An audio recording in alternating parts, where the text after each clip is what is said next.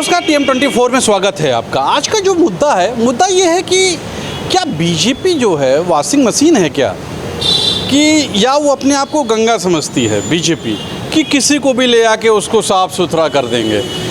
अभी तक तो अजीत पवार साहब बहुत ख़राब आदमी थे, ईडी सीबीआई का शिकंजा था, लेकिन अब उसमें आ गए बीजेपी में, मतलब कह सकते हैं एनडीए में, तो सब चीज़ें ठीक हो गई। गौर कीजिएगा ऐसी राजनीति कहाँ लेके जाती है और इससे जनता के ऊपर कितना ख़राब प्रभाव पड़ता है। आपको मैं बता दूं कि जनता जब वोट करती है ना, तो किसी दल को, किसी इंसान को सोच के करती है, लेकिन जब वही इंसान किसी दूसरे दल के तरफ चला जाता है, सोचिएगा, तो जनता पे बहुत बुरा असर पड़ता है। आज इसी पे बात करेंगे कि आखिर क्या है वॉशिंग मशीन, कब तक चलेगा। चलिए चलते हैं। क्या बोलेंगे, बीजेपी क्या वॉशिंग मशीन है, जो भी आ रहा है साफ़ सुथरा क्लीन हो जा रहा है? अब ये तो बीजेपी की पहले से नीति रही है। इसका किसी गरीब से, किसान से, मजदूर से, छोटे व्यापारी से किसी कोई संबंध नहीं रह गया है। जब तक आदमी दूसरी पार्टियों में रहता है तो वो बहुत गंदा होता है, बड़ा दुष्ट रहता है, बड़ा, और इनके पास में जाते के साथ वो अमृत धारा में पिघल करके इतना बिल्कुल साफ सुथरा हो जाता है कि सारे उसके जितने भी दोष हैं वो सब सारे समाप्त हो जाते हैं। तो बीजेपी ने इस देश को पूरी तरह से एक तरह से बर्बाद कर दिया है। और हमने वो ज़माना देखा आज से 40 साल पहले जब हम लोग राजनीति में आए थे साथ में, उस ज़माने को देखा था तो 25,000 रुपये में हम MLA बन गए थे। अब जो है जहाँ टिकट खरीदे जाते हों, जहाँ बेचे जाते हों, और अब तक तो हम मायावती को कहा करते थे, लेकिन बीजेपी तो इनके भी दादा निकले हैं। इन्होंने MLA MPs के टिकट को बेचा है, जो बात भी खरीदा है, और जो पार्षद होते थे, सभासद होते थे, उन सबको भी खरीद फरोख्त, जहाँ MLA लोगों की बोली लगा करके इन्होंने अपने खरीदा हो, सरकारों को तोड़ा हो, चुनी हुई सरकारों को तोड़ा हो। और मैं निश्चित रूप से कह सकता हूँ कि जो भी आगे चुनाव 4-5 होने जा रहे हैं, जहाँ जहाँ इन्होंने बेईमानी करी है, इनको मुँह की खानी पड़ेगी। चाहे अपने महाराष्ट्र में, हर जगह जय जय हो रही है, हर जगह मोदी मोदी हो रहा है, तो कर्नाटक में क्यों नहीं हुआ मोदी मोदी? हिमाचल विश्व गुरु हो गए ना, आज गुरु पूर्णिमा है और विश्व गुरु हो गए मोदी जी। तो जो विश्व गुरु अपने घर में विश्व गुरु बनते रहे हैं। आप ये देखिएगा कि कर्नाटक तो बहुत बड़ा इनके पास में राज्य था, इनकी सरकार थी, क्यों उड़ गई हवा में? हिमाचल में क्यों उड़ गई इनकी हवा में? कल को ये चुनाव कराएं ना इसमें मध्य प्रदेश में, नानी याद आ जाएगी, चाहे मोदी कितनी मीटिंग कर लें। पहले हमने वो ज़माना देखा जब एक कोई प्रधानमंत्री होता था तो वो स्टेट लेवल पर एक मीटिंग करता था बड़ी मुश्किल से, और अपनी पार्टी की नीति एक जगह मंडल उस पर कर लेता था स्टेट लेवल पर, और जो नेता होता था उसमें चुनाव लड़ा जाता था। मोदी जी खुद ऐसा चुनाव लड़ते जैसे मुख्यमंत्री उन्हीं को बनना हो। तो मेयर और स्थानीय निकाय चुनाव में भी प्रचार करने वो देखा कि 40 सालों के अंदर कोई भी चीफ मिनिस्टर स्थानीय निकाय को चुनाव में नहीं जाता था। ये पहली बार ऐसा हुआ कि भाजपा के मुख्यमंत्री और सारे मिनिस्टर जो है ऐसे दौरे किए उन्होंने, जैसे विधानसभा के चुनाव में या पार्लियामेंट में करते हैं। ये दुर्भाग्यपूर्ण है। साथ में देखा आपने, ये सीनियर हैं, पूर्व विधायक रह चुके हैं, इनका ये कहना है। चलिए और लोगों से मिलते हैं। हमारे साथ एक युवा हैं, इनसे बात करते हैं। क्या बोलेंगे, अजीत पवार आ गए सरकार में, क्या वॉशिंग मशीन है क्या बीजेपी, जो आता है साफ सुथरा हो जाता है? एक वो पार्टी है जो भी भ्रष्ट नेता होता है, अगर उसमें शामिल हो जाए ना तो वो वॉशिंग मशीन है। अब यही बीजेपी पहले किंतु कहती थी चक्की पीसिंग, इनको जेल में भेजेंगे अजीत पवार को, जब चुनाव का टाइम था। तो अब इनके में आ गए, वो इनकी जाना मजबूरी थी, क्योंकि अगर नहीं जाते ये तो इनको भी, इनके जो इतने केस चल रहे हैं, CBI की जो केस इनके ऊपर इतने सारे चल रहे हैं, इतने घोटाले चल रहे हैं, कोई 10,000 करोड़ बताता है, कोई 20,000 करोड़ बताता है, तो ये घोटालों से बचने के लिए इन्होंने शामिल किया है। अच्छा, ये जनता के संग कह सकते हैं कि कहीं ना कहीं जनता के दिल को चोट पहुंचेगी, क्योंकि जनता जो विश्वास के साथ में अगर वोट दे रही है, अगर दे रही है कि हम इस पार्टी को वोट दे रहे हैं, और वो पार्टी जा कर के सत्ता पक्ष में जाकर अगर विपक्ष में जाकर मिल जा रही है, तो उसका कोई महत्व नहीं हुआ ना वोट देने का।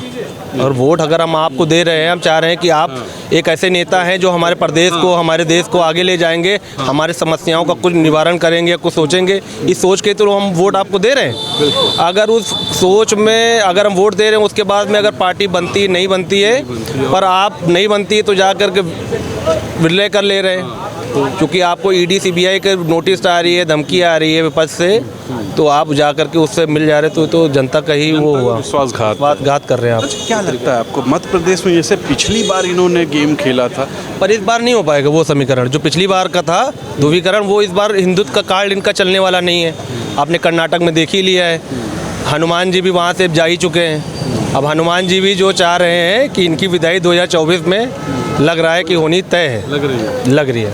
ये युवा हैं, जानकार हैं, क्या बोलेंगे? ये क्या बीजेपी वॉशिंग मशीन है क्या? जो भी आता है साफ सुथरा हो जाता है, गंगा है क्या? डुबकी मारिए, बाहर निकलिए, सब पाप आपके धुल जाएंगे, क्या ऐसा है क्या? देखिए, पहले की बीजेपी में अब की बीजेपी में बहुत अंतर आ गया है।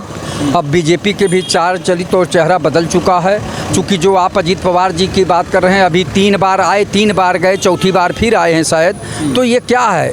स्वयं में जो है अटल जी कहते थे कि राजनीति में भी नैतिकता कुछ होती है, लेकिन नैतिकता कहाँ रह गई? बीजेपी स्वयं तोड़वा रही है। जो अन्य दल पहले करते थे तोड़ फोड़ की राजनीति, तमाम प्रदेशों में सरकार गिरवा के सरकार अपनी बनाए, तो तोड़ फोड़ करके, और जबकि लोग कहते थे हम खरीद वाली मंडी घोड़ा जहां बिकता है, हार्स रेसिंग वाला मैं नहीं देखा हूं, वही बीजेपी कहती थी। अटल जी बोले थे, सदन में बोले थे। और आज वही लोग जो है दुकान खोल लिए हैं, एक तरह से व्यापारी हो गए हैं। विधायक तक को खरीदा जा रहा है, विधायक बिक रहे हैं। कहाँ रह गया ये चरित्र? कहाँ रह गया ये जो है भाजपा का नैतिक चरित्र? ये तो जो काम हो रहा है ये बहुत ही गलत काम हो रहा है। ये अपनी आत्मा को बेच दे रहे हैं लोग। राजनीति में कुछ सूझता होनी चाहिए, कुछ तो नैतिकता होनी चाहिए, लेकिन वो नैतिकता कहाँ रह गई? जनता देख रही है, चाहे महाराष्ट्र हो, चाहे मध्य प्रदेश हो, अन्य कई प्रदेशों में इस तरह का जो है ये लोग कार्य कर चुके हैं, जो बहुत ही गलत है। चूँकि आदमी को अपनी आस्था और नैतिकता बचाए रखना चाहिए, लेकिन ये भी जो है भाजपा वाले ये भी नहीं बचा पा रहे हैं। क्या लगता है मध्य प्रदेश में भी यही हालात होगा बाद में क्या? पिछले बार हुआ जब ऐसा आप पहले भी देख चुके हैं, अगर कम सीटों से इधर उधर होता है तो फिर वही खरीद फरोख्त होगा। तो अब तो जो है बता तो दिया कि पहले वाली बीजेपी नहीं रही जो नैतिक बात करती थी, उससे बहुत आगे निकल चुके हैं ये लोग। क्या बोलेंगे? महाराष्ट्र की राजनीति गर्मा गई, उसके बाद अजीत पवार सरकार में आ गए, क्या कहेंगे? जो अजीत पवार अभी तक कहा जा रहा था, बीजेपी कहती थी कि ईडी लगेगी, सीबीआई लगेगी, भ्रष्टाचारी है, अब वही वॉशिंग मशीन में धुल गया। देखिए, राजनीति में कोई व्यक्तिगत कोई दुश्मनी नहीं रहती है। ये सब अवसरवादी राजनीति होती है, अवसरवादी और मौके की राजनीति होती है। भाजपा एक बहुत बड़ी पार्टी है, मतलब वो खूब देखती है। हाँ, सत्ता में है, केंद्र में सत्ता में है, तो इसी तरह लोगों को खींचती रहेगी, साफ करती रहेगी। देखिए, लोग खुद स्वयं जुड़ना चाहते हैं, सत्ता से कौन नहीं जुड़ना चाहता है? सत्ता से आज हर व्यक्ति जुड़ना चाहता है। वॉशिंग मशीन का यूज करे, अपने आप को क्लीन हो जाए। नहीं, इस तरह की बात नहीं है। देखिए, जब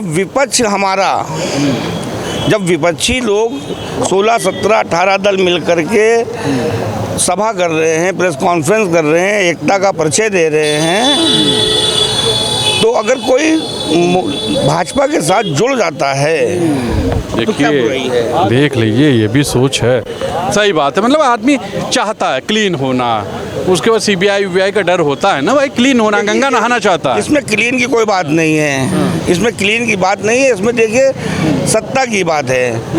ये मौके की नजाकत को देखते हुए जो अजीत पवार जी ने कदम उठाया है वो बहुत सही है।